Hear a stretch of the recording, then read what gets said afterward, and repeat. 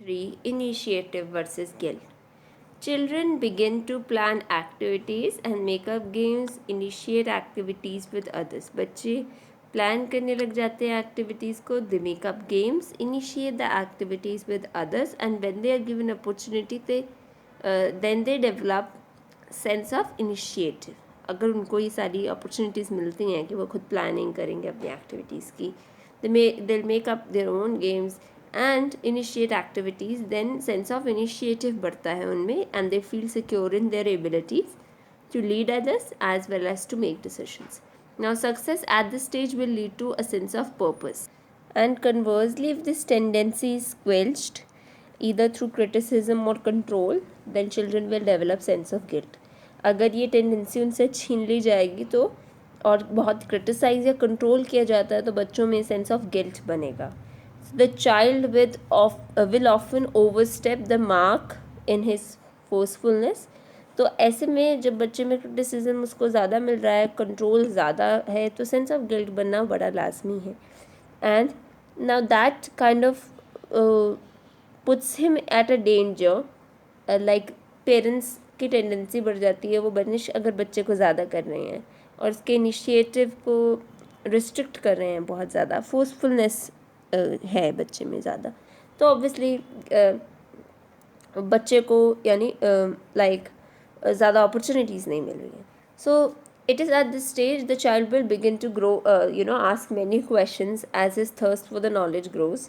So इसी stage पे बच्चे बहुत ज़्यादा सवाल पूछने लगते हैं as their thirst for knowledge grows, and if parents treat the child his questions as trivial or nuisance or embarrassing or other aspects of their behavior as threatening. बच्चों का अगर पेरेंट्स उनके क्वेश्चंस को ट्रिवियल मानते हैं, nuisance मानते हैं, embarrassing मानते हैं, और may be some aspects of their behaviour as are thought to be as threatening, तो बच्चे एक फीलिंग ऑफ गिल्टी डेवलप कर लेते हैं.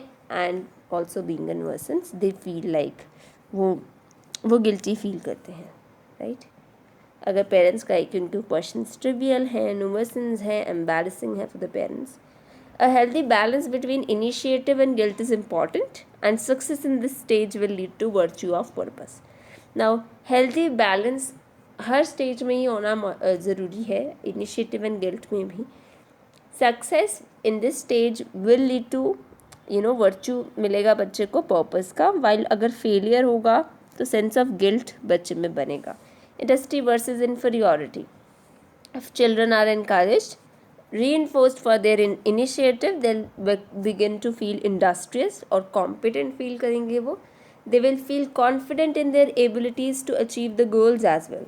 So बच्चों को जब encourage किया जा रहा है, reinforce किया जा रहा है अगर उनको initiative लेने के लिए, तो उनमें industriousness की feeling, competence की feeling बनेगी और वो confident feel करेंगे अपनी abilities में to achieve some goals. So if children are encouraged, reinforced for their initiative, they'll begin to feel industrious and competent. They'll feel confident in their abilities to achieve goals. If this initiative is not encouraged, like parents teacher restrict करते हैं उनके initiative को, then the child will begin to feel inferior. He'll doubt his own abilities and therefore may not even reach his or her potential. अगर restriction बहुत डाली जाए बच्चे पे, इनिशिएटिव ना लेने दिया जाए, बच्चा इन्फीरियर फील करेगा, अपनी एबिलिटीज़ को डाउट करेगा, and then may not even reach his और her potential.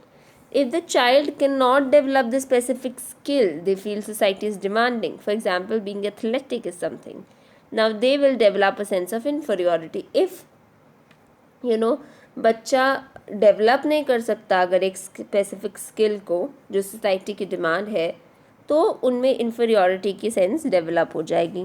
Some failure may be necessary so that the child can develop some modesty. कुछ अमाउंट ऑफ फेलियर हर स्टेज में ज़रूरी है, बिकॉज मॉडेस्टी भी तो डेवलप करनी है ना बच्चे में, कि वो स्थिर रहे, है ना. Again a balance between competence and modesty is also necessary. एक बैलेंस होना बहुत ज़रूरी है कॉम्पिटेंस में और मॉडेस्टी में भी. Success in this stage will lead to the virtue of competence. अगर सक्सेसफुली बच्चा इस स्टेज से निकलेगा तो उसका वर्च्यू बन जाएगा कॉम्पिटेंस का, ठीक है. The virtue that hill gain is competence.